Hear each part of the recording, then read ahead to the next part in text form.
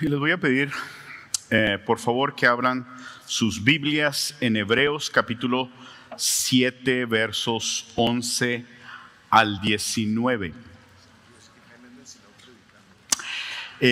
Jaime anda en Silao predicando, así es que regresa mañana, me imagino, para estar orando por él. Ahorita en la mañana mandan un mensaje los pastores de: estamos orando por Armando y por Jaime que van a predicar el día de hoy. Dije yo, a lo mejor yo me aviento la mitad de la predicación y Jaime la otra. No sabía que estaba predicando en Silao. Pero bueno, no. Él predica allá, yo predico aquí. Vamos a leer la palabra del Señor. Y recuerden, nos ponemos de pie porque es la palabra exhalada del Señor. Esta es la palabra que Dios inspiró, Dios mismo hablándonos a nosotros. Qué gozo es esto. Hebreos capítulo 7, versos 11 al 19 dice: ahora bien, si la perfección era por medio del sacerdocio levítico, pues sobre esa base recibió el pueblo la ley, ¿qué necesidad había de que se levantara otro sacerdote según el orden de Melquisedec y no designado según el orden de Aarón?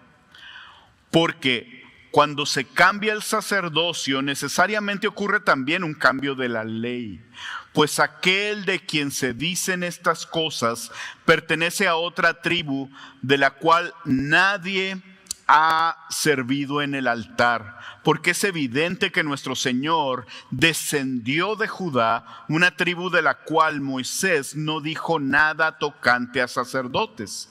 Y esto es aún más evidente: si a semejanza de Melquisedec se levanta otro sacerdote que ha llegado a serlo, no sobre la base de una ley de requisitos físicos, sino según el poder de una vida indestructible, pues de Cristo se da testimonio: tú eres sacerdote para siempre, según el orden de Melquisedec, porque ciertamente queda anulado el mandamiento anterior por ser débil e inútil.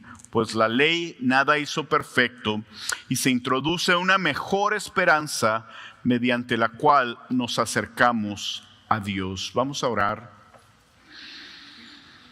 Bendito Señor, gracias. Venimos agradecidos contigo porque nos permites leer tu palabra. Esta es tu palabra, Señor. Y ahora, Señor, queremos rogarte que tú prepares nuestras mentes, nuestros corazones. Señor, que sea tierra bien fértil en donde tu palabra caiga y dé mucho fruto. Y que nosotros estemos listos para tomarla y responder a ti, bendito Señor. Queremos responder a ti pareciéndonos cada día más a nuestro sacerdote Jesús. Queremos darte muchas gracias por tu cuidado, por tu bondad. Queremos darte muchas gracias, Padre, porque por medio de la sangre de tu Hijo Jesús, nosotros podemos venir confiadamente delante de ti. Tenemos entrada directa a ti. No hay un velo entre tú y nosotros. Y no nada más eso, sino que tú eres nuestro Padre amoroso, nuestro Padre celestial. Alabado seas, bendito seas en el nombre de Cristo Jesús. Amén y amén. Si gustan tomar asiento y bueno, una de las noticias de esta semana es que fue elegido el nuevo Papa. Y venía yo oyendo, yo también viajé, como decía Helman, por cuestiones de trabajo, y venía oyendo a gente en Estados Unidos, en aeropuertos, en un camión, y me llamaba la atención lo que oía. Unos de ellos decían: finalmente un papa americano. Y decían eso como nos va a convenir, así sonaba. Nos va a convenir. ¿Y saben de qué me acordé? No sé si recuerdan ustedes, hace muchos años, en los tiempos a lo mejor de nuestros abuelos, decían: siempre es bueno que haya un sacerdote en la familia. ¿Ustedes se acuerdan de eso? ¿Por qué? Porque de alguna manera él te va a acercar más a Dios. Y no importa lo que tú andes haciendo o cómo vivas, mientras tengas a un sacerdote cerquita de ti, eso es bueno. Eso fue lo que me recordó la manera en que hablaban estas personas sobre el nuevo Papa electo. Finalmente tenemos un Papa americano. Y me llamó la atención porque en otra conversación una persona dice, ya hay un nuevo Papa, qué bueno. Y finalmente decía, qué bueno, y hablando cosas con las que esta persona se relacionaba, pero decía, pero finalmente la Biblia ni siquiera es real, decía esta persona. Ya saben, la Biblia se escribió como 1000 años después de todo lo que sucedió. Y me llamó la atención porque nosotros conocemos, o quizá algunos de ustedes fueron muy a favor de la iglesia tradicional, vamos a decirlo así, y a veces ni siquiera conocíamos realmente qué.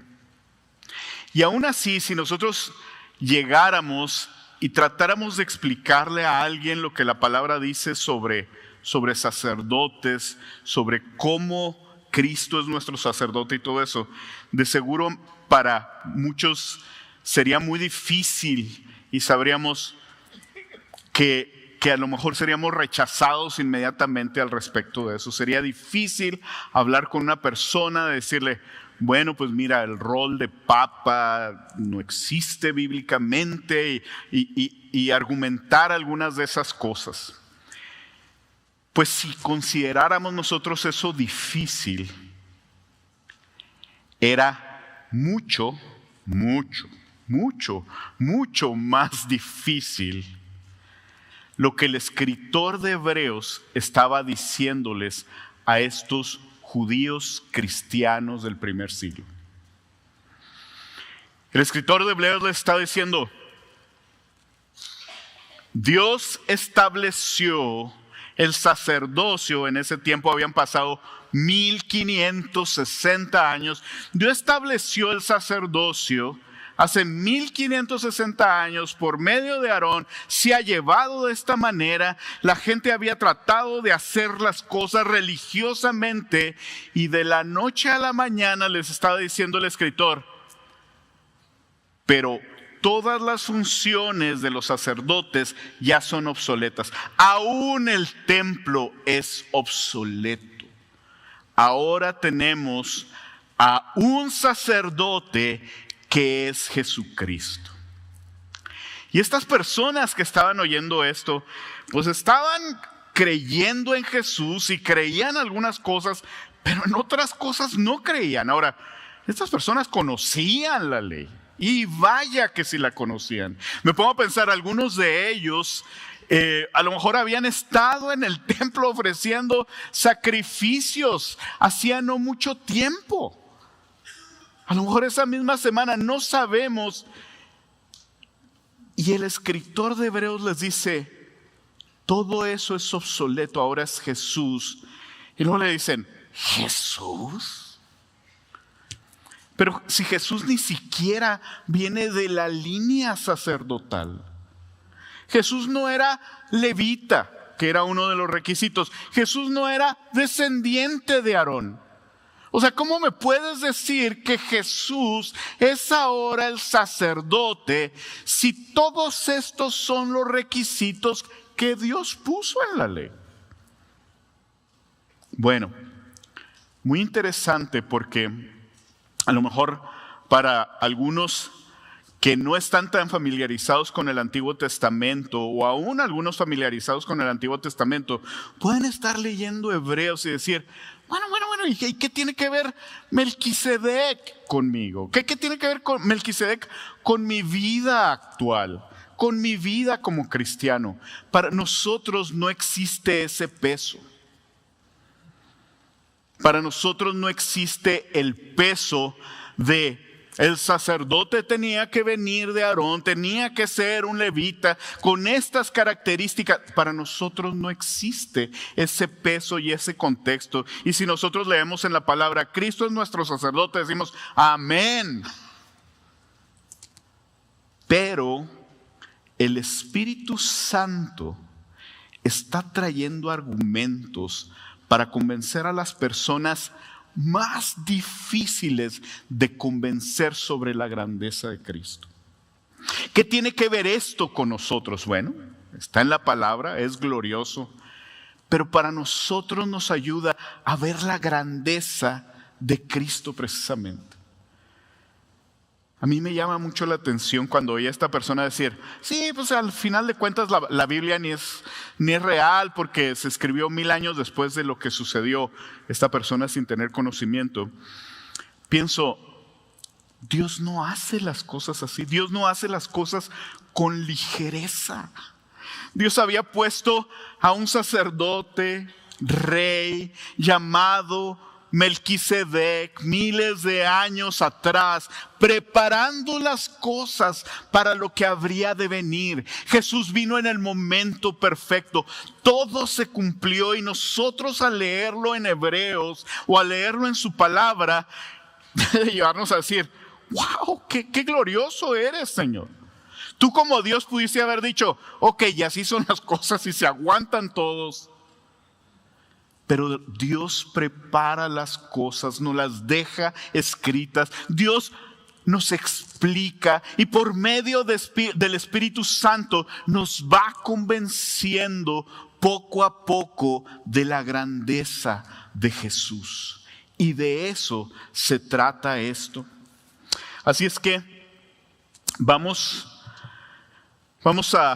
a continuar con la predicación y el mensaje para esta mañana es Cristo nuestro sacerdote para siempre. Y el propósito es ver cómo Cristo es nuestro sacerdote para siempre. No por su linaje, sino según el poder de una vida indestructible. En Él tenemos la mejor esperanza, la que nos acerca a Dios. Voy a hablarles de 3 puntos en esta mañana y la primera es la imperfección del sacerdocio levítico. El segundo punto, un sacerdote para siempre. Y el tercero, Cristo, el único sacerdote que nos acerca a Dios. Y nuestro texto empieza diciendo, ahora bien. Ahora bien, la semana pasada se nos habló sobre Melquisedec, la persona de Melquisedec, cómo Melquisedec era rey, cómo Melquisedec era sacerdote y cómo Jesús venía del orden de Melquisedec. Y para estos judíos que estaban empezando en el cristianismo, les digo, era un shock. Entonces, el escritor les dice, ahora bien, voy a explicarles un poco más, pero necesitamos acordarnos que no es el escritor nada más. Es el Espíritu Santo trayendo las palabras perfectas para que entren y penetren a los corazones de estas personas tan duras de creer. Y les voy a explicar cómo el sacerdocio levítico era imperfecto. Si la perfección era, les dice, por medio del sacerdocio levítico, pues sobre esa base recibió el pueblo la ley. ¿Qué necesidad había que se levantara otro sacerdote según el orden de Melquisedec y no designado según el orden de Aarón? Yo recuerdo cuando comencé en los caminos del Señor, cuando comencé a leer el Antiguo Testamento, decía, caray, qué cosas tan raras vienen en el Antiguo Testamento. O sea, el rey David, que me lo habían platicado como casi Jesús, Y luego que leo las barbaridades que hizo. El mismo Aarón. O sea, aquí están los judíos preguntándose, ¿cómo puede ser Jesús si no viene de la descendencia de Aarón? Aarón, el sumo sacerdote. ¿Ustedes recuerdan quién fue Aarón? Cuando estaban debajo del monte, cuando el Señor estaba trayendo la ley a Moisés, el pueblo le dice a Aarón, oye Aarón, se me hace que ese que nos mandaron ya, pues no sé qué pasó con él, no sabemos si va a regresar. ¿Cómo tú no nos haces un Dios? Este Aarón, del que estamos hablando, va y recoge piezas de oro y funden un Dios y les dice, aquí está su Dios, el que lo sacó de Egipto. De este sacerdote estamos hablando. Completamente imperfecto. Y decimos nosotros, ¿cómo es que Dios escogió personas así? Pero el propósito de Dios no era decirnos, Aarón era perfecto. El propósito de Dios era decirnos, Aarón era completamente imperfecto. Tú puedes ver ciertas características en él, pero viene uno después que sí va a ser perfecto. Dice el teólogo, dice Juan Calvino, el teólogo Juan Calvino dice, la imperfección del sacerdocio levítico no está en la ley en sí. La ley del Señor era perfecta, sino en la debilidad del hombre. Cristo no vino a mejorar el viejo hombre, sino a introducir uno completamente nuevo y celestial. Este era Aarón, pero después de Aarón tuvo dos hijos, Nadab y Abiú, que fueron, los dos murieron, hijos de Aarón, los dos murieron, ellos eran sacerdote por ofrecer algo que la palabra les prohibía ofrecer. Dios era muy específico, así van a ser las cosas, esto va a ser lo que los sacerdotes ofrezcan. Y Nadab y Abiú, hijos de Aarón, ofrecieron algo diferente, fueron consumidos por el Señor. Y nosotros podemos ver entre los sacerdotes uno y otro que eran completamente imperfectos. Recuerdo yo a los hijos de Elí, Ofni y Finees. Los sacerdotes iban y presentaban el sacrificio y dice ahí que ellos que eran hijos del sumo sacerdote, que eran sacerdotes por herencia, le decían a las personas que los servían, ve y tráete de la carne que están haciendo ahorita para sacrificar para Dios y tráenos unos buenos trozos. Y si te los traes cruditos, mejor, aquí los preparamos bien. Esa era una barbaridad en contra de Dios. Pero así vemos nosotros uno y otro caso. Había sacerdotes que eran fieles al Señor, que buscaban en medio de todas las reglas y todos los requisitos cumplir, y a otros no les importaba. La imperfección del sacerdocio levítico no estaba en la ley. La ley del Señor era perfecta, estaba en las personas. Así es que por eso el escritor les dice, ¿se dan cuenta ustedes de que todo esto que pasó era imperfecto? Que era imperfecto el sacerdocio levítico, les dice. El Señor iba a mandar a alguien. Y ellos sabían. Había una secta, había varias sectas antes de que el Señor llegara y en los tiempos del Señor. Y una de las sectas se llamaban los esenios o la secta del mar muerto. Eran unas personas que habían visto tanta corrupción en el sacerdocio levítico que se habían apartado. Ellos ya no iban ni al templo y ellos ya no iban con los sacerdotes y habían ido a las montañas y decían que ellos estaban esperando a dos figuras mesiánicas.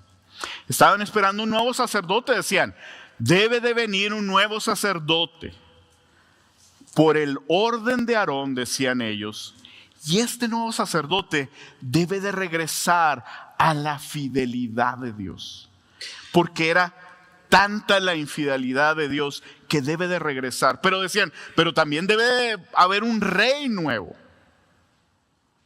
Había dejado de haber reyes hacía unos años por la perdición que había habido en el pueblo, siendo dirigidos por los reyes. Y estas personas decían, también debe de haber un rey nuevo.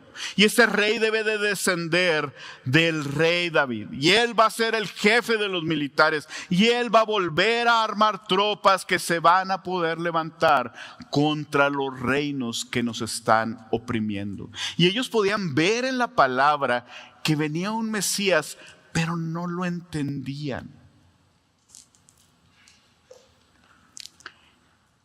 Y cuando el escritor les empieza a hablar de Melquisedec, empezaba a ser obvio que este nuevo sacerdote, Jesús, no nada más era sacerdote, sino que también era rey, igual que Melquisedec. La semana pasada se nos decía que Melquisedec era rey de justicia, rey de Salem, rey de paz, que él no tenía genealogía descrita bíblicamente, que por eso se le llamaba sacerdote a perpetuidad.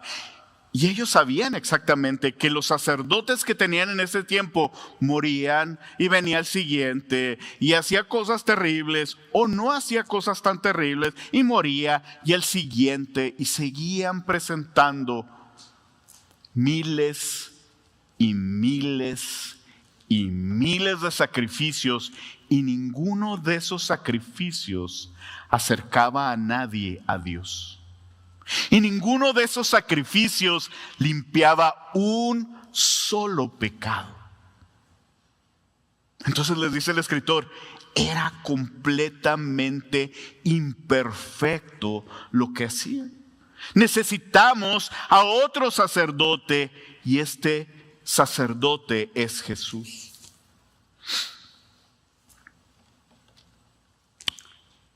Nos sigue diciendo que cuando cambia el sacerdocio, también viene una nueva ley. Y en Cristo nosotros tenemos sacerdote y tenemos rey. Pero también tenemos profeta y tenemos maestros y también tenemos cordero. Él fue entregado e inmolado en la cruz. Cristo completamente Dios y completamente hombre.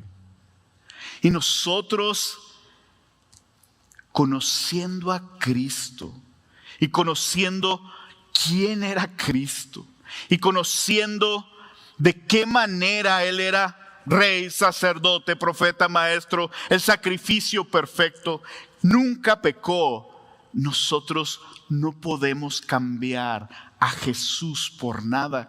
Y eso es una de las cosas que necesitaban aprender estos judíos, porque ellos decían, a Jesús no, yo quiero a mi tradición y yo quiero a mis sacerdotes. El teólogo Philip Edgecombe Hughes, ahorita paso a Armando para que nos pronuncie bien el nombre de este teólogo. ¿Cómo es, Armando? Philip Edgecombe Hughes dice, aunque las reglas concernientes al sacerdocio levítico han pasado con la desaparición de ese sacerdocio, la esencia de la ley, que es el amor y la obediencia, no solo continúan vigentes, no solo continúa vigente, sino que su cumplimiento es posible gracias al Evangelio. El propósito de la ley no era que la cumplieran. De hecho, cuando el Señor Jesús viene, Él confronta a los religiosos de su tiempo.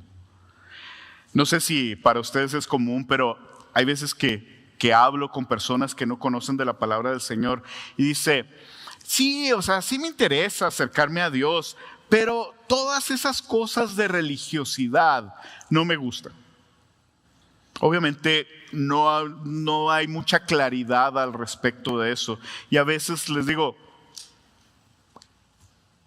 Cristo vino y Él habló de lo que nosotros necesitamos. Él habló del amor de Dios por nosotros. Él dio su vida, pero Él confrontó a los religiosos de su tiempo.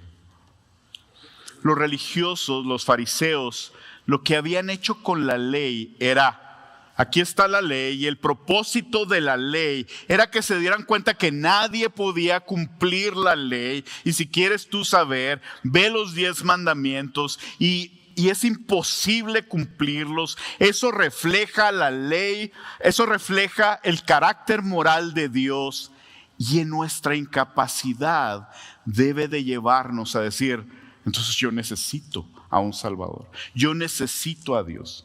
Pero los religiosos de ese tiempo no hicieron eso. Ellos diluían la ley a tal grado que ellos medio podían cumplir, a tal grado que la gente los admirara a ellos en lugar de apuntar a Dios. ¿Quieres saber qué es religiosidad? Religiosidad es yo voy a hacer las cosas por mí mismo y yo no necesito a Dios. Y eso es ofensivo completamente a Dios. Ahora, qué glorioso es que ahora en Cristo nosotros podemos obedecer la ley. ¿De qué manera? Bueno, ya peco menos y ya miento menos, o podrán pensar en alguno otros de los mandamientos, pero la verdad es que yo no estoy completamente libre de pecado, y tiene razón, pero en Cristo nosotros somos santificados. Cristo vino y Él nos limpió completamente de nuestros pecados, por lo cual nosotros podemos presentarnos delante del Padre, no por nosotros, pero por lo que Jesús hizo en la cruz.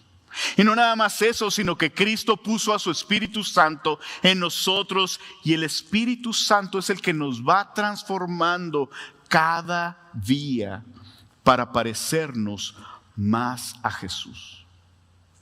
Es posible para nosotros ir creciendo a la imagen de Jesús, y un día seremos exactamente igual que Él, el día que nosotros muramos y estamos completamente libres de pecado. Dice Romanos 6:14, dice, porque el pecado no tendrá dominio sobre ustedes, pues no están bajo la ley que nos condenaba, puedo poner yo en paréntesis eso, sino bajo la gracia. Entonces lo que les está diciendo el escritor aquí es, ¿cómo pueden ustedes confiar en un sistema que es completamente imperfecto? Vean a Cristo. Las cosas que ellos veían era solamente sombra de lo que habría de venir. El año pasado fuimos a la Ciudad de México y fuimos al Museo Soumaya. Y me llamó mucho la atención porque había una escultura del David de Miguel Ángel y era una copia original. Y dice uno, caray, ¿sí existirá algo así como una copia original? Que no, al ser copia ya no deja de ser original. Era una copia original. Se habían tardado 3 años en hacerla.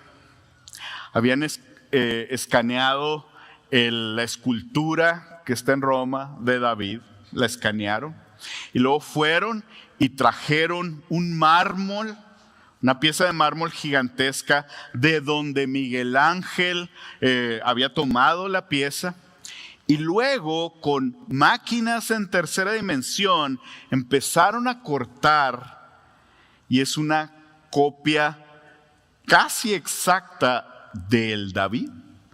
Y es impresionante, y ahí dice, solamente se han hecho tantas copias de esto. Pues sí, es muy impresionante ir y verla, y es impresionante ver porque se ven hasta las cinceladas de Miguel Ángel, aun cuando Miguel Ángel no puso un dedo en esa escultura. Esa es la modernidad, y hay un pleito ahorita con que si se vale o no se vale. Por lo pronto ya hay esculturas así en el mundo. Tenían esa y tenían la Piedad también de Miguel Ángel. Esa escultura que yo vi no era la original. Se parecía, pero no era la original. Y la escultura que está en Italia no era David. Es una escultura nada más, se parece, pero no es David. Bueno, nosotros podemos saber que el Antiguo Testamento es una serie de sombras y de tipos de lo que habría de venir. El propósito de los sacerdotes era reflejar a Dios. El propósito del templo, ustedes se acuerdan, me llama mucho la atención cuando leo en el Antiguo Testamento, cuando están haciendo el templo y el cuidado que tiene el Señor para decir de qué manera decorar el templo. E imagínense al pueblo del Señor en medio del desierto, terrible, y luego tenían esta carpa gigantesca que era el lugar que Dios les había mandado hacer. Y tan solo verlo era, wow, qué hermoso. Ese no era Dios. Eso es para que tú digas, si esto está tan hermoso, ¿cómo será Dios? Esto nada más apunta allá. El propósito del sacerdocio era apuntar a lo que iba a venir. Era completamente imperfecto y las personas llegaban a pensar que era por ellos mismos. Es el problema del legalismo y de la religiosidad, pensar yo por mí puedo. Claro que no podemos. El propósito de cada sacerdote era apuntar a aquel que habría de venir después de ellos.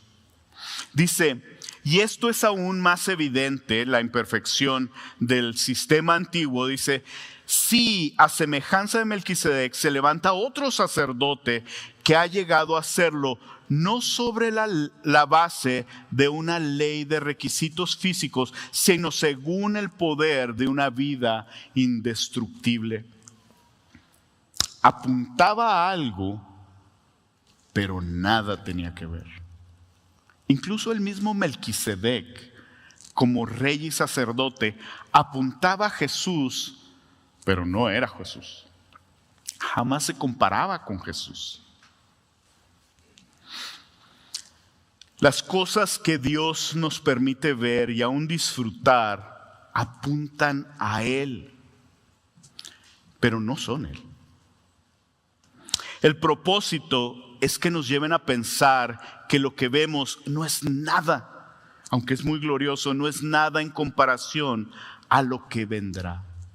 Solo apunta, pero no es. Eso era lo que era el sacerdocio levítico. Eso era lo que era el templo. Eso era lo que eran los sacrificios y las cosas que hacían ellos y los rituales. Era una manera exterior. La manera de vestirse de los sacerdotes reflejaba la grandeza y reflejaba hermosura. Pero por adentro podían estar corrompidos por pecado. Y lo que anhelaban era uno que no fuera así. Me llama la atención porque el Antiguo Testamento, si se fijan, es una historia donde está el pueblo diciendo, ¿y entonces este sí es? El Mesías que se prometió o la promesa que se hizo desde Génesis 3, entonces este sí será. Entonces Aarón, este sí será. A lo mejor este sí era, o Abraham. que lo tenían en un pedestal. Entonces este sí será el Mesías, el elegido de Dios, el que realmente nos va a liberar. Y vemos cómo, aunque fue muy glorioso su caminar con el Señor, eran completamente hombre. Y había muchos errores en ellos. Dios le dice, vas a tener un hijo a los 100 años. Y luego se pusieron a pensar él y Sara, bueno, ¿y cómo le podemos ayudar a Dios? Se me hace que Dios a lo mejor no puede en esto. Incluso veían a David. Cuando llegó David era, entonces este sí será. Mira, un gran guerrero, mira el favor que el pueblo tiene. Y luego cae en adulterio con la esposa de un hombre y manda matar al hombre para poder quedarse con esta mujer. Y dice uno, no, pues definitivamente ese tampoco era. Y así era el pueblo. ¿Y este sí será? No. ¿Y este sí será? No. Lo curioso es que cuando llegó Jesús, está aquí el Espíritu Santo convenciéndolos de que, y este sí fue. Completamente perfecto, completamente santo, completamente Dios, completamente humano.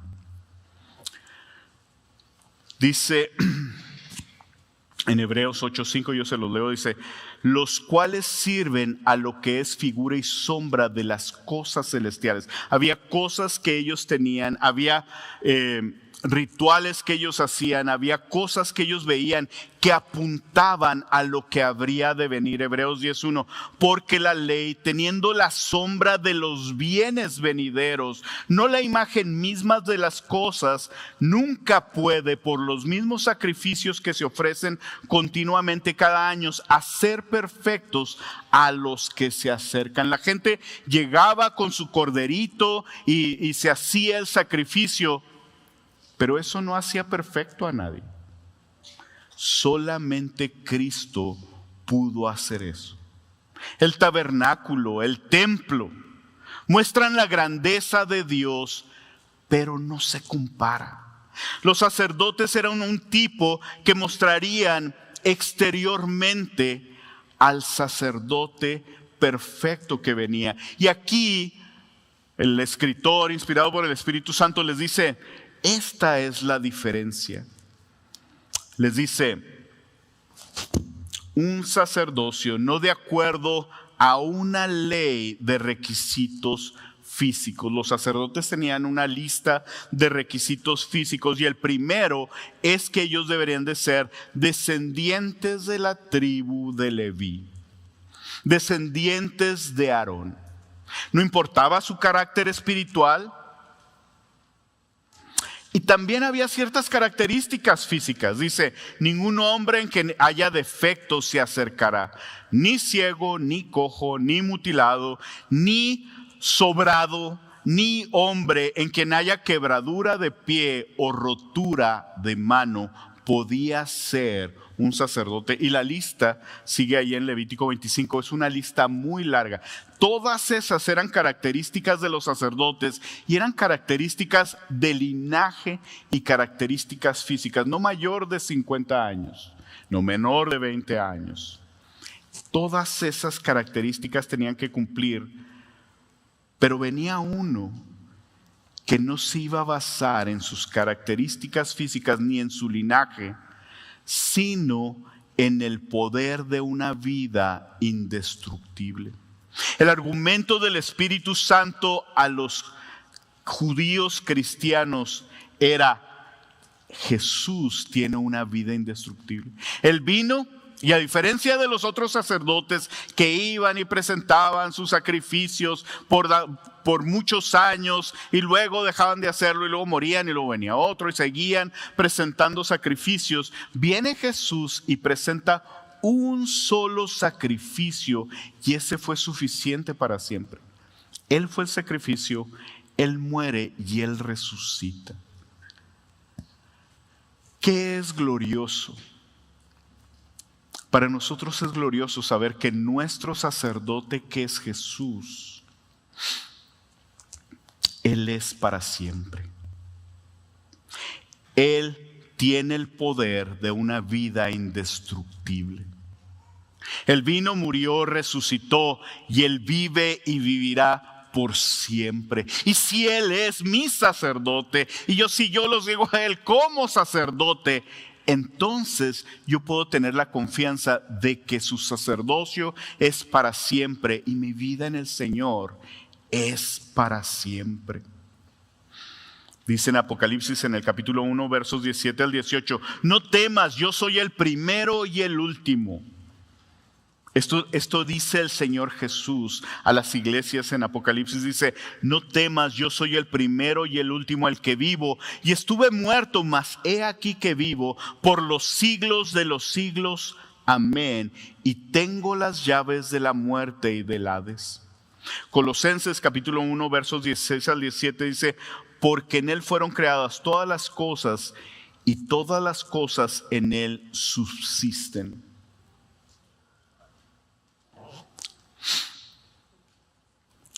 Y me llama la atención porque todas esas cosas, para algunos de ellos no eran fácil de creer.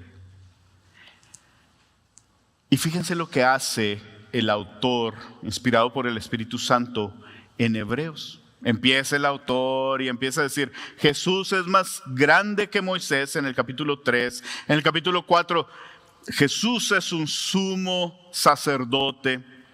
Pero en el capítulo 5, y a ver si recuerdan ustedes las predicaciones anteriores, a mí me encantan los grupos de casa, porque en los grupos de casa, platicando con otros hermanos, podemos empezar a hilar, me acuerdo lo que se predicó hace un tiempo, y ahorita tiene un poquito más de sentido.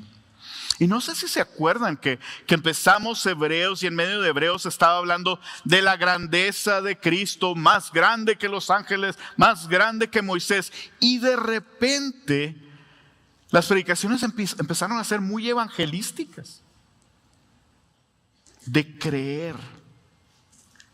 Y precisamente el escritor les dice, es que ustedes son tardos para oír. Debiendo ser ya maestros, les dice. El mismo escritor, inspirados por el Espíritu Santo, hace una pausa, sabiendo que si la gente que lo estaba escuchando no creía el Evangelio, no iban a creer todo lo demás que venía del sacerdocio de Jesús. Así es que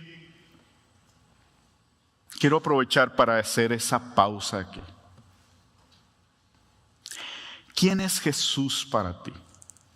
Para algunas personas Jesús es, pues es alguien que yo sé que debo de seguir, o es bueno ir a la iglesia. Sí, es bueno porque le pongo ahí un checklist a cosas buenas que hacer y yo puedo seguir con mi vida común y corriente. Yo quiero decirte que si tú no le has entregado tu vida a Cristo, que si Cristo no es tu Señor y si Cristo no es tu si Cristo no es tu Salvador, entonces no vas a poder comprender las cosas de la palabra. Jesús, su grandeza, pues sí es grande, pero la verdad es que yo y mi trabajo y las cosas que aquí hacemos, estas sí son importantes. Es necesario que nosotros comprendamos, es necesario que nosotros nos rindamos a Cristo. Que nosotros nos demos cuenta que nosotros no tenemos en nosotros nada que nos vaya a librar de nuestro pecado. Y que si no tenemos nada, es el momento en que necesitamos de un Salvador. Y ese Salvador es Cristo. Y yo quiero decirte que si Cristo es tu Salvador y si Cristo es tu sacerdote, Él va a ser tu sacerdote para siempre. Esa es la diferencia entre el sistema anterior, entre la ley y Cristo, y la gracia en Cristo. En la ley había que hacer muchas cosas y de todos modos nunca era limpiado ningún pecado y nunca había un acercamiento directo con Dios. Siempre había algo en medio, siempre había una cortina. Y muy probablemente, si tú aún no conoces a Cristo, tú has tenido esa necesidad de acercarte a Él. Y yo quiero decirte que la única manera de acercarte a Dios es por medio del Hijo. Pero que es glorioso que si tú vienes al Padre por medio del Hijo, tú puedes saber que Jesús va a ser tu sacerdote para siempre.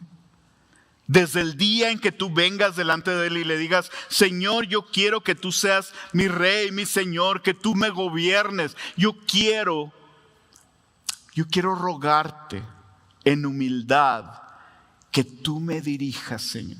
Que tú limpies mis pecados, que tú me perdones.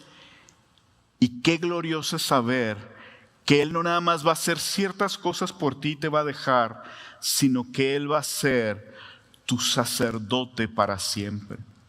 Dice el verso 17: pues de Cristo se da testimonio. Tú eres sacerdote para siempre, según el orden de Melquisedec.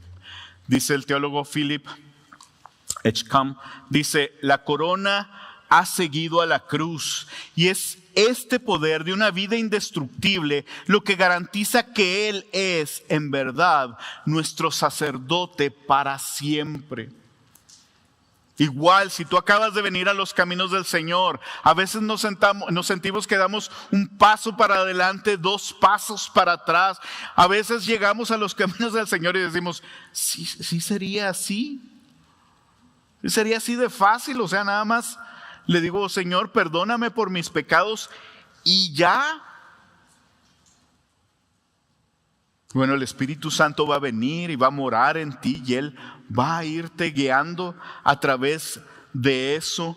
Pero nuestra confianza es que en Cristo es para siempre. Cristo jamás va a dejarnos, dice la palabra. Romanos 6:9 dice: sabiendo que Cristo, habiendo resucitado entre los muertos, no volverá a morir, la muerte ya no tiene dominio sobre él. Entonces ya vimos que el sacerdocio levítico era imperfecto, que Cristo es el único sacerdote para siempre. El escritor le está diciendo: ¿cómo puedes confiar en un sacerdote que se va a morir dentro de unos años? Tú necesitas un sacerdote que es para siempre.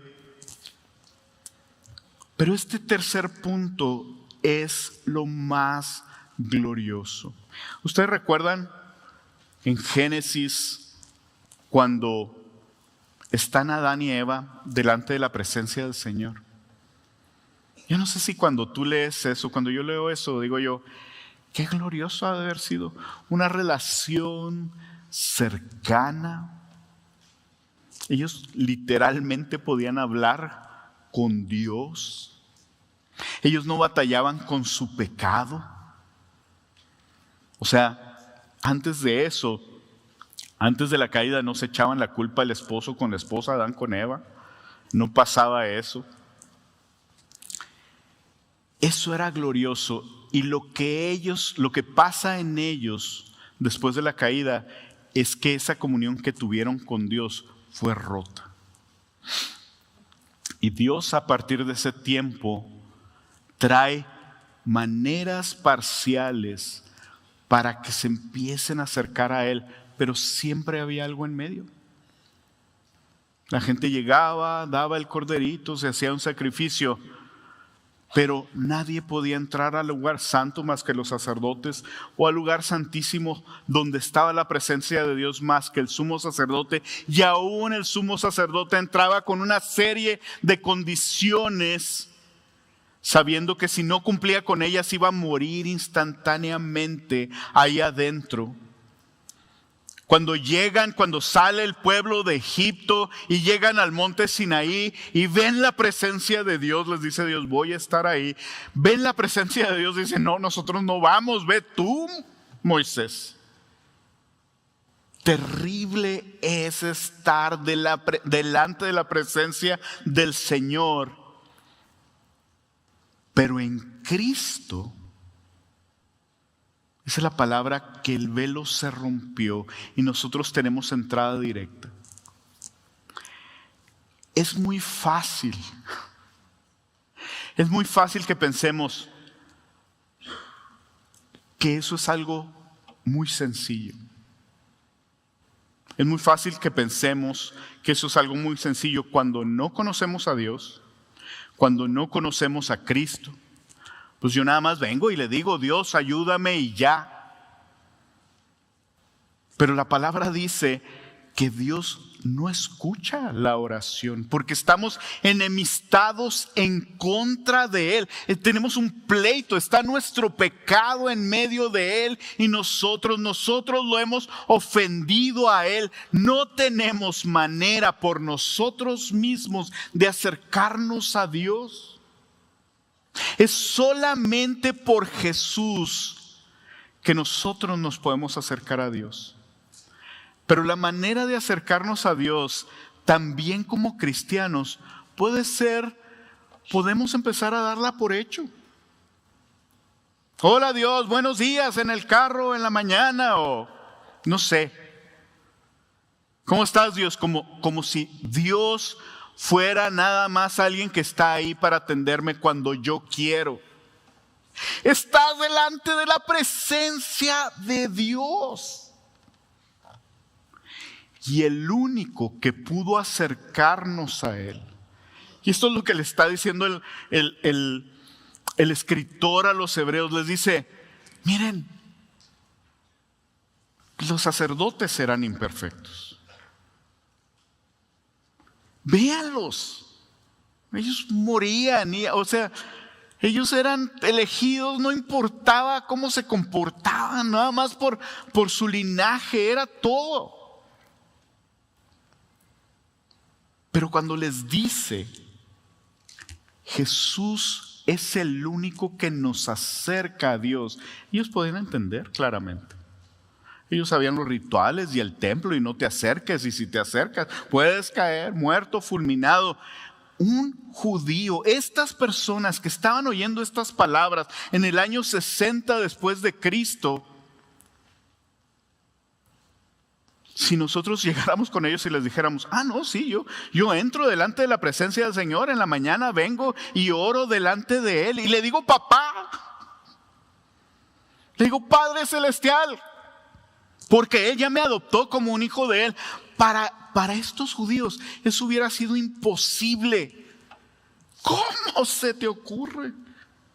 Porque ellos sabían que por medio de ellos mismos y por medio de todas las tradiciones que ellos tenían, jamás iban a tener ese acceso. Ni aún el sumo sacerdote, nadie.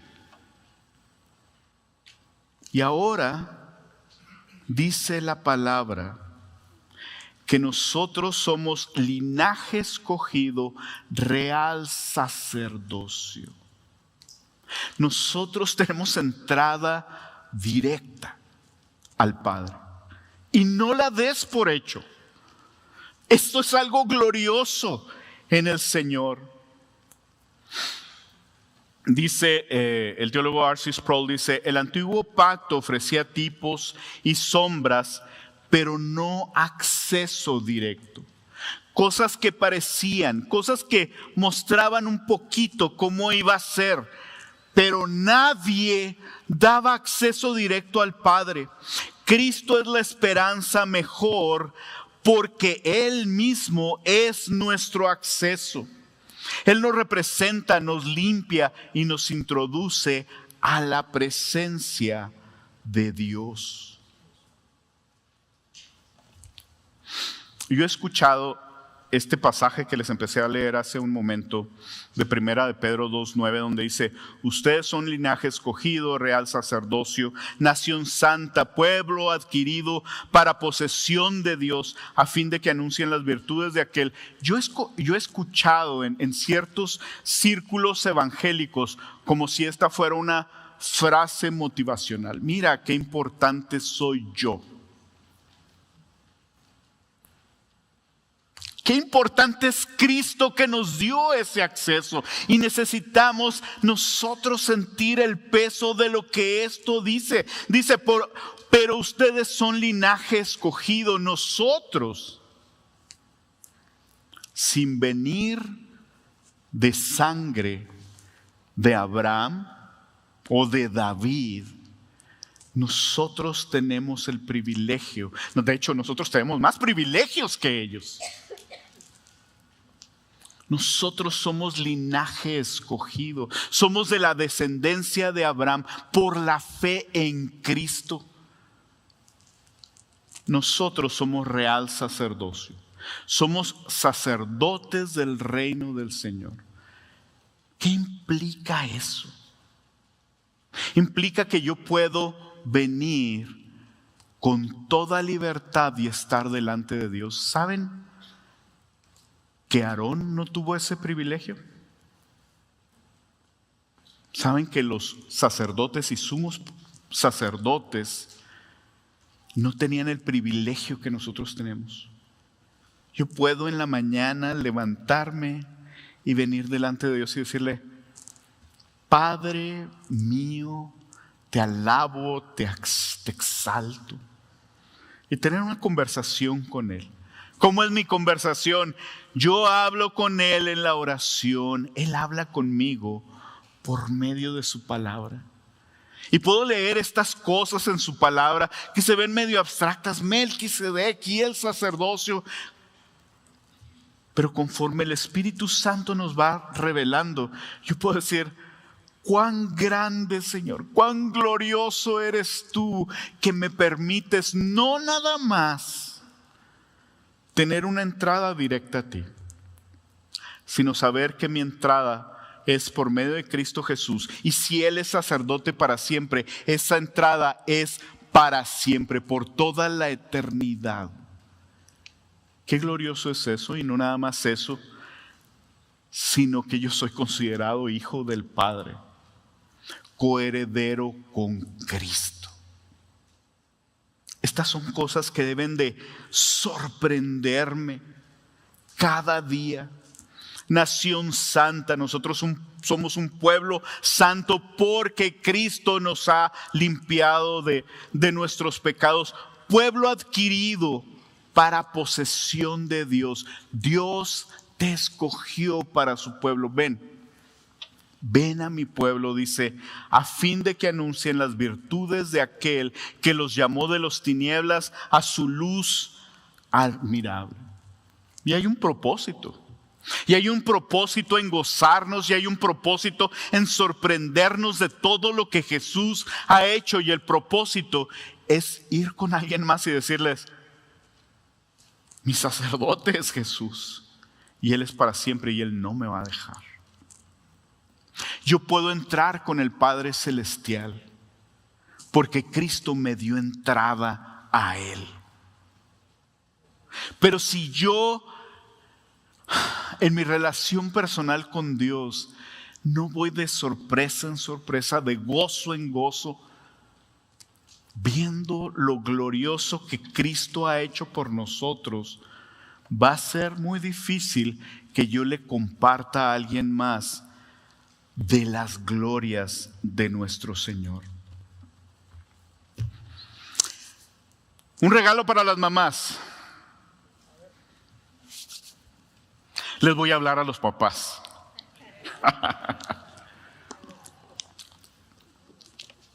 A los esposos de las mamás. El que tú sepas que eres sacerdote en tu casa tiene un peso. Tiene un peso de dirigir, de instruir, de traer, de contar las maravillas de este Jesús del que estamos hablando. Y sí, hace muchos años cuando yo empezaba en los caminos del Señor, yo decía: mi esposa no trabaja, o sea, ella es la que tiene el tiempo de estudiar, o sea, yo ¿para qué me meto en estas cosas? Además, ella está haciendo muy bien el trabajo. Es un privilegio ser sacerdote en mi casa, pero es una gran responsabilidad. Y la responsabilidad es a mostrar la gloria del Señor, anunciar las virtudes de aquel que nos ha llamado de las tinieblas a su luz admirable. Si yo le pregunto a tus hijos sobre la luz admirable del Señor, ¿qué me dirían? Me dirían, mi papá me habla de eso. Me dirían, yo veo el amor que mi papá tiene por Jesús. Yo veo cómo Él busca parecerse. Yo veo cómo Él aparta tiempos para hablarme en las cosas que yo necesito sobre Jesús. Eres sacerdote en tu casa. Ahora, qué glorioso es que nada de esto ha de ser una carga. Nada de esto. En la ley, todos los sacerdotes y todas las personas estaban buscando cómo cumplían. ¿Puedo cumplir? ¿No puedo cumplir? Y ya tengo el checklist. Estamos en los tiempos de la gracia. Cristo murió por nosotros. Él nos perdonó nuestros pecados. Él ha depositado. El Espíritu Santo está en nosotros para guiarnos a toda verdad, a toda justicia, a toda convicción de pecado. Es Dios mismo el que está obrando en nosotros y nosotros respondemos. ¿Cómo vas a responder con gozo? Dice el Salmo 65. En el verso 4, en la primera parte del verso 4 dice, cuán bienaventurado es aquel que tú escoges. Este salmo se escribió 1000 años antes de Cristo. Y dice el rey David, cuán bienaventurado es al que tú escoges y acercas a ti para que more en tus atrios. Para estar ahí afuerita. Cuán bienaventurado es, nosotros somos esos bienaventurados. Hace muchos años, ya con esto termino, hace unos años, me acuerdo que yo le hablaba de Cristo a mi papá. Y le decía, Cristo, y mire papá. Y mi papá se veía siempre muy interesado. Y luego cuando le decía, ¿listo para entregarle su vida a Cristo? No. Ahí después me seguía hablando. Y luego pasaba un tiempo y él mismo se acercaba. A ver, mijo, así me decía. Hábleme más de Jesús. Mire, Cristo, lo que yo sabía, no sabía mucho, pero le hablaba y le decía. Y mi papá decía, qué bonitas las cosas que me dice. Entonces, acérquese a él. No, después hablamos.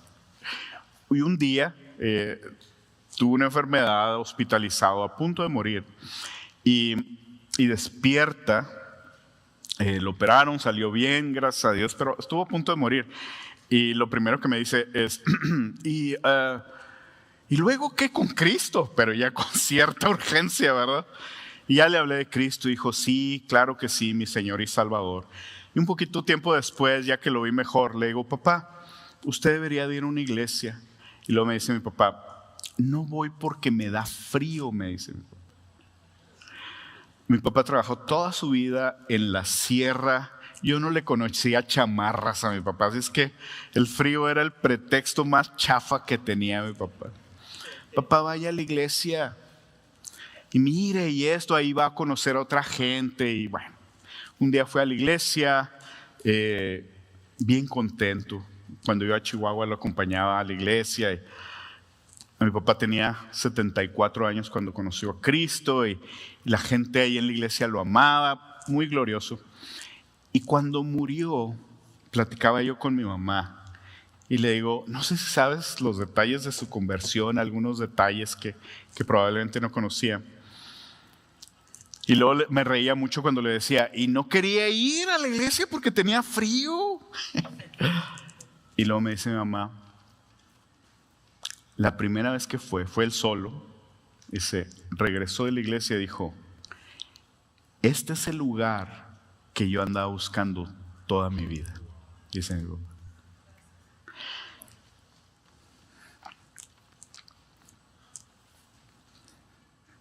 10 años después, murió.